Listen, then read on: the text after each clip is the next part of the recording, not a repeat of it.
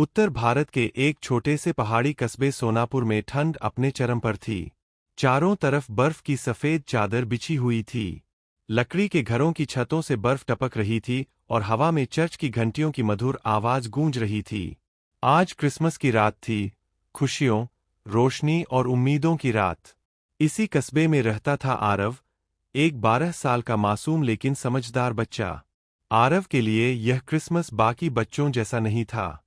उसके पापा 2 साल पहले एक दुर्घटना में चल बसे थे और माँ सिलाई करके जैसे तैसे घर चला रही थीं। इस बार माँ की तबीयत भी ठीक नहीं थी। घर में न क्रिसमस ट्री था, न सजावट, न केक। आरव खिड़की से बाहर झांक रहा था। उसने देखा कि पड़ोस के घरों में रंग-बिरंगी लाइटें जल रही थीं, बच्चे हंसते खेलते घूम रहे थे और हर तरफ खुशियों की चमक थी। उसके दिल में एक हल्की सी कसक उठी। माँ ने धीमी आवाज में कहा, आरव, उदास मत हो बेटा, भगवान सब ठीक करेंगे। आरव मुस्कुराया, लेकिन अंदर से टूटा हुआ था। एक अनजान मेहमान। रात करीब 9 बजे अचानक दरवाजे पर हल्की सी दस्तक हुई। इस वक्त कौन हो सकता है? माँ ने हैरानी से कहा। आरव ने दरवाजा खोला तो सामने एक बूढ़े बाबा खड़े थे। लंबी सफेद दाढ़ी, लाल कोट और कंधे पर पुरानी सी थैली। उनकी आंखों में अजीब सी चमक थी। बेटा, क्या मुझे थोड़ी देर के लिए अंदर आने दोगे? बहुत ठंड है, बाबा ने प्यार से पूछा। आरव ने बिना सोचे समझे दरवाजा खोल दिया। माँ ने बाबा को कुर्सी दी और गर्म चाय बना लाई। बाबा चारों तरफ देख रहे थे, सादा सा घर, टूटी कुर्सी, बिना सजावट की दीवारें।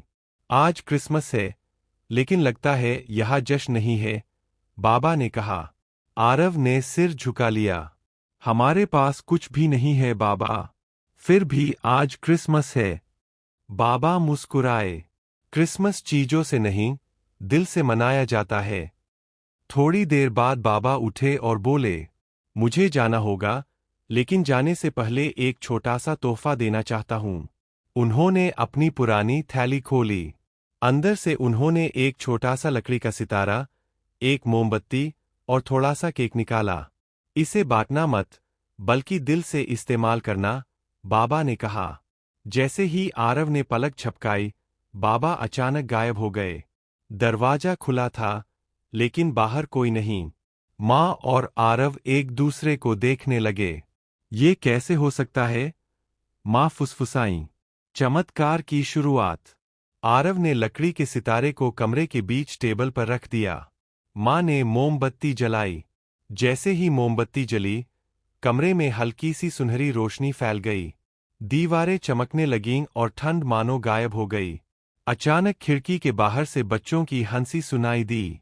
पड़ोस के कुछ गरीब बच्चे, जो हर साल उदास रहते थे, अपने आप आरव के घर की तरफ खींचे चले आए।